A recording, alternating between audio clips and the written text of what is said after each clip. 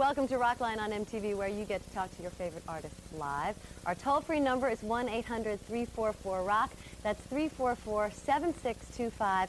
And if your call gets on the air, you'll receive a box of 10 Sony Metal SR audio cassettes, courtesy of Sony Recording Media. You know, it was once said that everybody rides on the karma train, and today we're in the compartment with Richie Sambora. How's it going, man?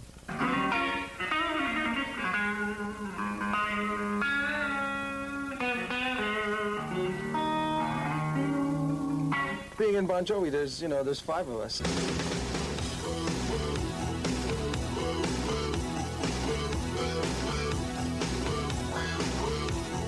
It's basically John's band, his thing, because he is the voice of that band. This year we gotta hold on to what we got. It doesn't make a difference if we make it or not. We got each other. That's a lot. With this thing, it's like I'm the focal point now, and I get to really say what I want.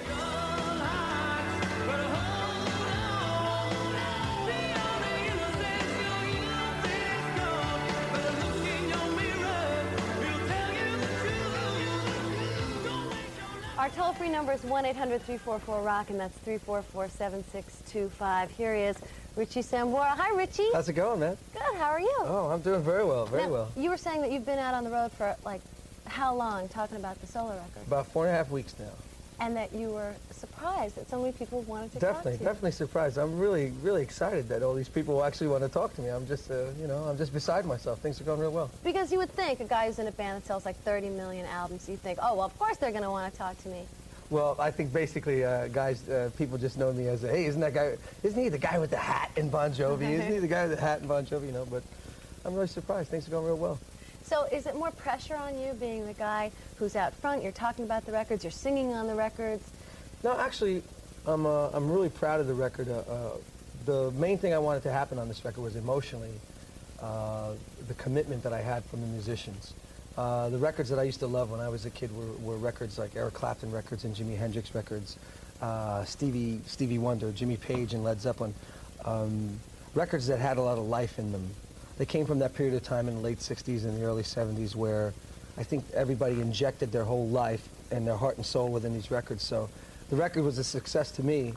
Came out better than I expected it to, of course, because Eric Clapton decided to show up and play, but also because everybody involved in it had a good emotional commitment, and they went along with me on everything that I wanted to portray with this record. So it's an exciting thing. It's my first record. It's exciting. Well, even though you may be surprised, we're not. We've been getting phone calls all day, and we're going to start. We've got 30 minutes with Richie Sambora, and we will start from Philadelphia, Pennsylvania, kind of home turf area. Kate is on the line. Kate, say hello to Richie. Hi, Rich. How you doing? Hi, Kate. How's it going? Good. I just want you to know that I think you're the greatest, and Bon Jovi rules. Oh, thanks very much, man. How you doing? Good. And my question for you is, I would like to know if you were nervous about going out on your own without the other guys in Bon Jovi. Well, there definitely was some trepidation as far as me being a lead vocalist, because I really haven't been a lead vocalist in 10 years. Most of the groups that I was in before Bon Jovi, I was the lead vocalist, so I was kind of insecure about that. But I had Tico and David along with me on this record as kind of like a sounding board. And I could always turn to them and say, hey, is this really good, or is it not really good? And also, my co-producer, Neil Dwarsman, was somebody that really helped me a lot, and there was a lot of talent.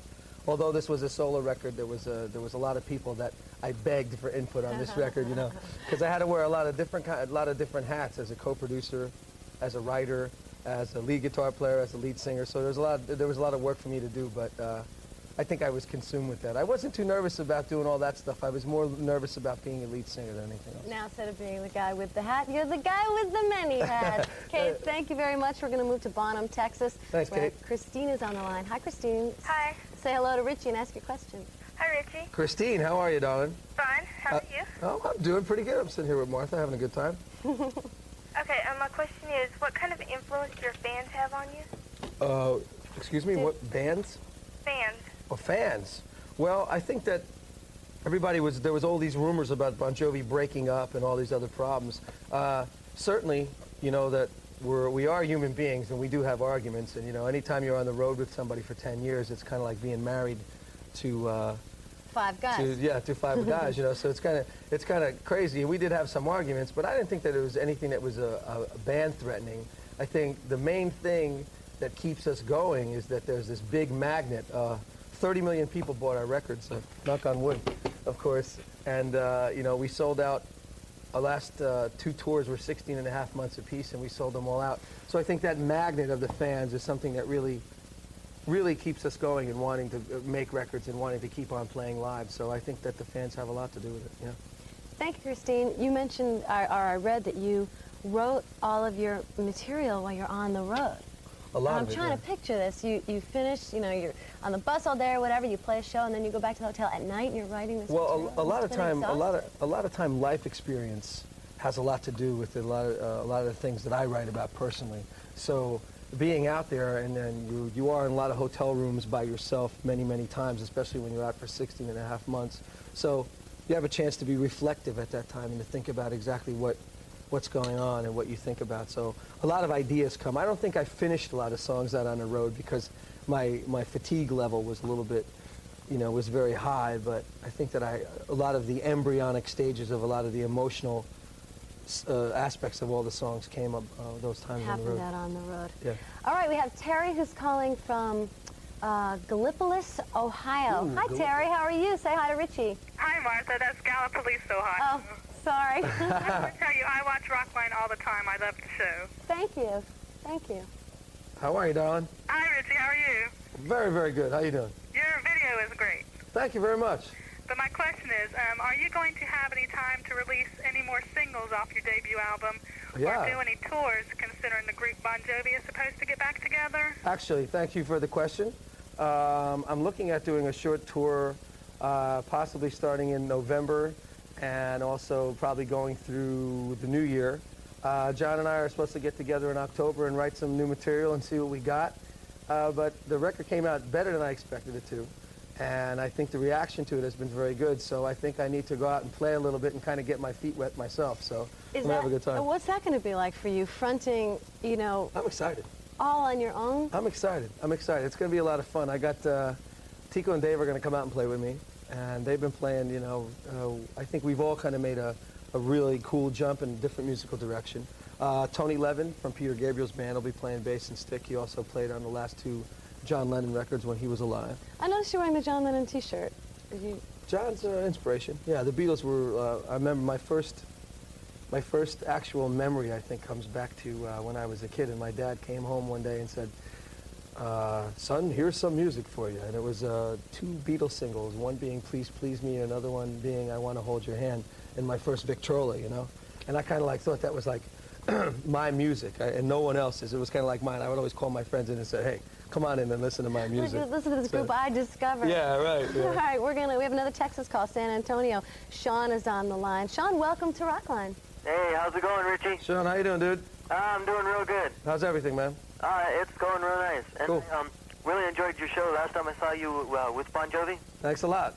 And my question is, with the release of your new solo album, do you anticipate doing any lead vocals with the band Bon Jovi? I'm not sure. I mean, I'm quite happy with my position in the band. You know, for our past 2 records did really well, and I really had a good time doing a lot of the work that I've done on this record, as far as being a co-producer and writer and lead singer and background singer and lead guitar player and rhythm guitar player. I'm kind of looking forward to getting back to Bon Jovi. It'll be almost kind of like a vacation. I'll be able to just go back to being a songwriter, guitar player. So I think that maybe when John does Rockline the next time, you should call up and ask him that question, and we'll have a better idea. Okay, thank you very much for the call. We're going to take a quick break. We have more with Richie Sambora. Please call us up. It's a toll-free number, 1-800-344-ROCK, and that's 344-7625. Richie Sambora is our guest, so come on back.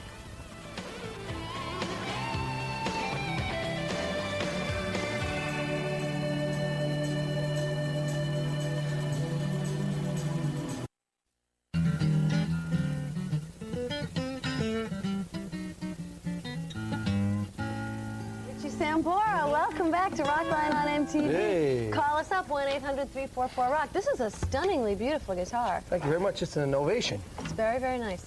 Yeah, thank you very much. And that's Adamus. We were talking about your T-shirt during the break, and I was saying Bob Bruno is going to be so happy to see the shirt. Bob actually gave me this one. The photographer. Now, you received an astounding phone call, and I want to share this with everybody, what happened. Eric and I got to be good friends Clapton, because... this would be. Eric, man, is a good friend of mine. Yeah, lately. So he gave me a call the other day, and I was in Hollywood, and Buddy Guy was playing over at the Roxy, and he says, so he calls me up and says, well, you know, George and I are playing with Buddy tonight at the Roxy, and would you like to come down and play? And I said, well, no, you know, my schedule's a little busy. I think I have to watch Vanna White, actually on Wheel of Fortune. No. So anyway, I showed up, and we had a great jam. George didn't show, but Eric and Buddy and I played, and it was at the Roxy here in Hollywood. Oh, it's like The Commitments. Did you see that movie? No, I heard it was great, Oh, you though. gotta go see it. All right. Okay. Well, at any rate, that was a lot of fun, anyway. when I was first listening to the record, first track, Rest in Peace, I said to myself, oh, he's making a big-time statement. Yeah. Tell me about that. Rest in Peace was something, I kind of wanted to do something that had like some shock value to it. At the time I was reading a lot of philosophy and a lot of poetry. I'm not really one to read a lot of, you know, big, thick fictional books. I'm more or less a musician that kind of like listens to music more than anything else. But this was something that seemed to me, every time I go out on the road, I always have a problem with whatever girlfriend I have respectively at that time to like say, I was just trying to say I love you in a very weird way. I think I was reading a lot of Shakespeare, so I was equating love with death in a kind of a strange, difficult way. And it was kind of like saying, when I leave, don't worry, our love will rest in peace, everything will be okay. So that's what that song was kind of like about. Aww. Let's Easy. take a phone call from Denise, who's watching in La Habra Heights, California at this very moment. This is your opportunity, Denise, to ask a question of Richie Sambora. Go for it. Hi, Richie. Hi, Denise. How are you doing? He's fine. You look really good. Thank you very much. I noticed Cher's name on the credits of your album, and I was just wondering what influence she had on your record. Well, Cher had a lot to do with my record, only because when I came off the road last year, after being on the road for about 16 and a half months, I was kind of like really mentally and physically tired. And I really wasn't sure if I was going to be able to make this record. And I would always be singing around the house and always playing guitar around the house. So she was one to always tell me that you can do this, and she gave me a lot of confidence in myself. And she was a very, very big help in me actually going to bat and standing at the plate and being able to swing, you know. So she really helped me a lot in that way. Let's say theoretically she hadn't been around at that period of time in your life. Do you think that the solo record would have happened? It probably would have taken longer. I think this record was something that was inevitable in my career. I think any artist that gets a chance or the privilege to actually make this kind of record, record companies have been asking me for a long time to actually, you know, make my own solo record, but I've dedicated my life to the band for the 10 years, so I really didn't feel that it was appropriate to put more responsibility on my shoulders, you know, that I couldn't really handle. So I think that eventually it was going to happen. I was just waiting for the right time for it to go down. The window of opportunity. And we have a phone call from Yonkers, New York, very Yonkers. near Yonkers. home from myself as well. This is Terry on the line. Hi, Terry. Say hello. Hi, Martha. Hi, Richie. Hi, Terry. How are you doing? Okay, how you doing? Oh, I'm doing good. I just wanted to find out what's your favorite song off the new album? Oh, that's My a good favorite question. song off the new record. You know, it's real hard because it's a very autobiographical kind of record. It's kind of like my views of life. I think 90% of it has been written out of my life experience, but I think that there's a few. Stranger in This Town definitely has to be one of my favorites because I've always had a dream to play the blues on my own record, and I feel like I'm a stranger in almost every town, and kind of like I think I'm a stranger to a lot of fans because people know me as the guitar player in Bon Jovi, but they don't know me as the complete artist. Well, why don't we take this opportunity to get to know you a little better? You've got the ovation sitting right here, Terry, in Yonkers, New York. Should we dedicate this to Terry? Sure. Hey, Terry, this one's for you, man. I'll play something for you. Here's a little blues for you.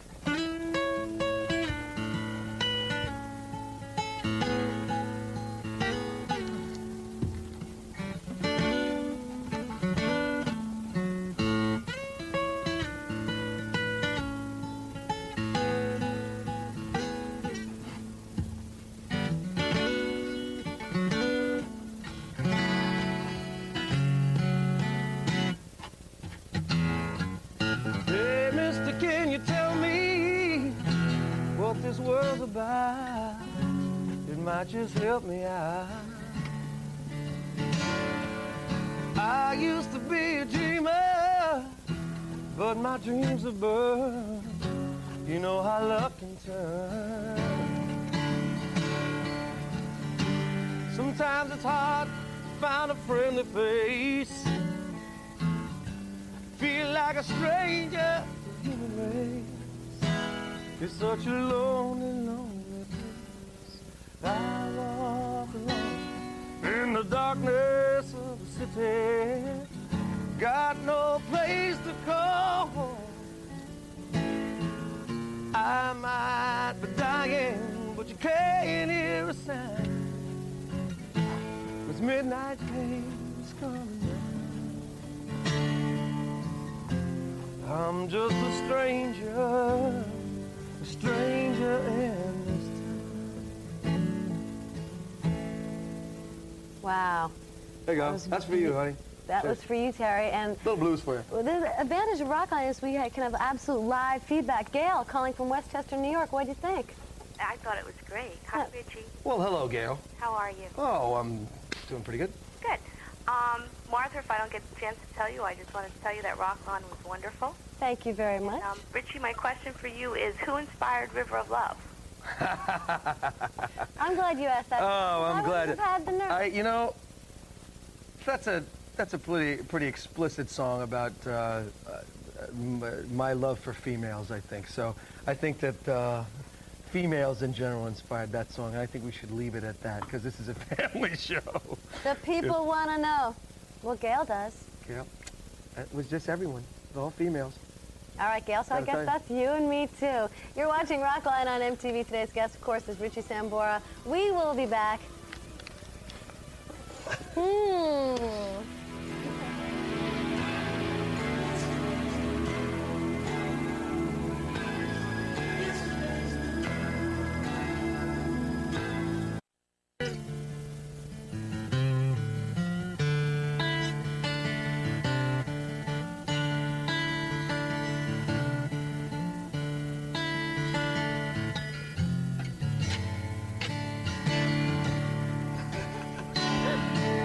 Welcome back to Rockline on MTV. If you have a question for Richie, our toll-free number is 1-800-344-ROCK, and that's 344-7625. And if your call gets on the air, you will receive a box of 10 Sony Metal SR audio cassettes, courtesy of Sony Recording Media.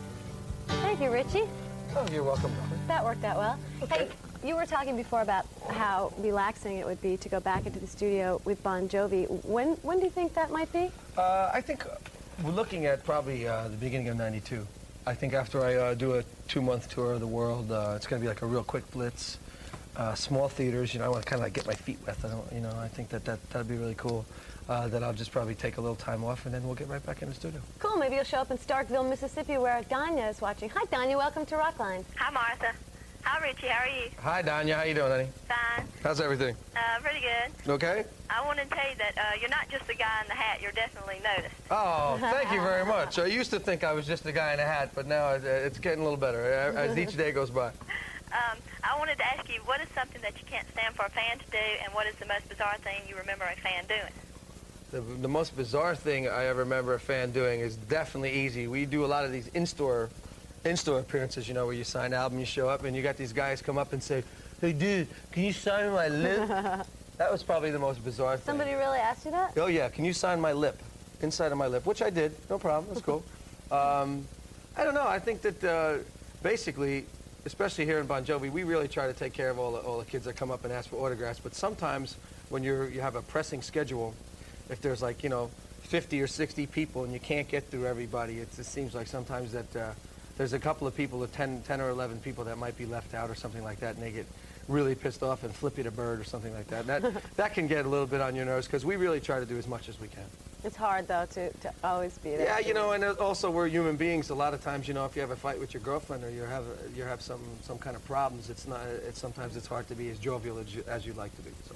Well, okay, we have Danya. I'm sorry, Danya, thank you for calling. Shelley is on the line, calling from Estill, Kentucky. Hi, Shelley. Hi. What's your question? How much do you think you've grown musically with this solo record since the last Bon Jovi record? How much do you think I've done? How much do you think you've grown musically? Grown musically.